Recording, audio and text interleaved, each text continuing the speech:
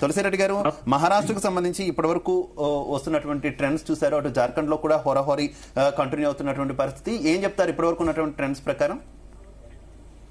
అంటే ఈ ట్రెండ్స్ బట్టి మనం ఇప్పుడు ఏం చెప్పలేము. 9:30 అయింది. ఇప్పుడు 11 వరకు 11కి వస్తే ఒక విధంగా అసెస్మెంట్ రావచ్చు. కానీ ఇప్పుడు ఏం అసెస్మెంట్ చేసినా అది ఊహాగానాలే. ఎవరు చేసినా, నేను చేసినా, ఆ రోజు అవతల చేసినా, ఎవరు చేసినా ఏదో ఏ పార్టీ సిస్టమ్ చెప్పొచ్చు. కానీ 11కి ఒక క్లారిటీ వచ్చే అవకాశం ఉంది.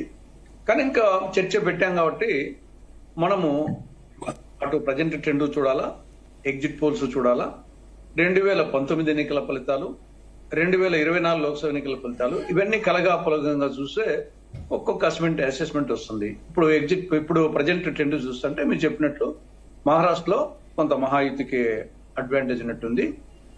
జార్ఖండ్ లో వచ్చేసి కొంచెం కాంగ్రెస్ కు ఇండియా కూటమి కొంచెం ఎడ్జినట్టుంది, ముఖాముఖి ఉన్నట్టుంది. ఇక ఎగ్జిట్ ఫలితాలు చూస్తే రెండు చోట్ల కూడా మెజారిటీ ఎగ్జిట్ ఫలితాలు ఎన్డీఏ కూటమికి ఇవ్వడం జరిగింది.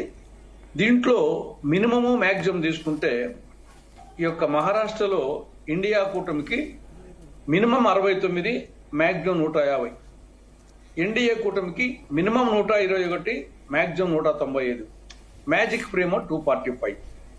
తర్వాత అదర్స్ కూడా ఇండిపెండెంట్, మిగతా అదర్స్ కూడా 2 నుండి 29 అన్నారు. కాబట్టి గతంలో కూడా మహారాష్ట్ర అసెంబ్లీ ఎన్నికలు 2019లో ఇండిపెండెన్స్ కు 13, మిగతా పార్టీలకు కూడా దాదాపు వచ్చేసి 16 రావడం జరిగింది. ఓవరాల్ గా 29 వచ్చినాయి. కాబట్టి కొంత దగ్గర వచ్చినప్పుడు హంగ్ వచ్చేదానికి కూడా ఆస్కారం ఉంటుంది. కానీ ప్రజెంట్ ట్రెండ్ చూస్తుంటే కొంత మహాయుతికి కనపడుతుంది. కానీ 11 వరకు ఏం చెప్పలేము. ఇక జార్ఖండ్ లో కూడా ముఖాముఖి ఉన్నట్టుంది. కొన్నిసార్లు వచ్చేసి కొంత కాంగ్రెస్ కి ఇండియా కూటమికి అడ్వాంటేజ్ కనిపిస్తా ఉన్నట్టుంది. అక్కడ కూడా ముఖాముఖి ఉంది.